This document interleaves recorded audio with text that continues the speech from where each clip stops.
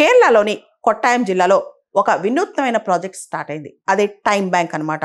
భారతదేశంలో కల్లా అతి ఎక్కువగా ఎల్డర్లీ పాపులేషన్ ఉన్న రాష్ట్రం కేరళ అన్నమాట. సీనియర్ సిటిజన్స్ ఎవరైతే వృద్ధులు ఏజ్డ్ పాపులేషన్ ఉంటారో వాళ్ళకి సహాయం చేయడానికి ఎవరు ముందుకు రారు.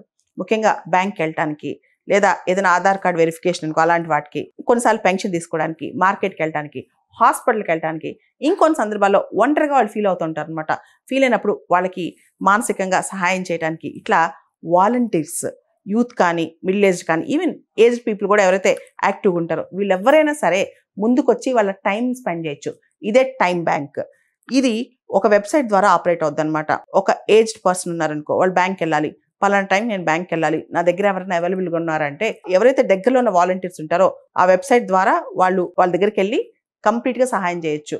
ఎవరైతే వాలంటీర్స్గా రిజిస్టర్ చేసుకుంటారో వీళ్ళందరూ పోలీస్ వెరిఫికేషన్ ఉంటుంది. వీళ్ళ క్యారెక్టర్ ఏంటి, వీళ్ళు ఏం చదువుకున్నారు, వీళ్ళు ఎక్కడ ఉంటారు, వీళ్ళ అడ్రస్ ఏంటి, అన్నీ దాన్ని బేస్ చేసుకుని జెన్యూనిటీ డిసైడ్ చేస్తారనమాట.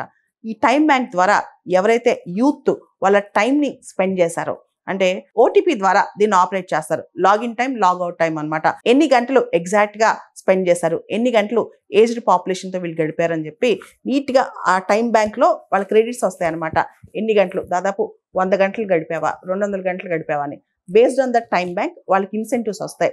ఆ ఇన్సెంటివ్స్ మనీ ఇవ్వకుండా వాళ్ళకి సపోర్ట్ సిస్టమ్, యూత్కి ఏదైనా సపోర్ట్ సిస్టమ్ ఇవ్వటమో లేదా వాళ్ళకి కొన్ని క్రెడిట్స్ ఇవ్వటమో ఇవన్నీ ఉంటాయన్నమాట. జపాన్లో ఇటువంటి స్కీమే ఉంది. జపాన్ని చూసి ఇన్స్పైర్ అయ్యి ఇప్పుడు కేరళ వాళ్ళు స్కీమ్ పెట్టారనమాట.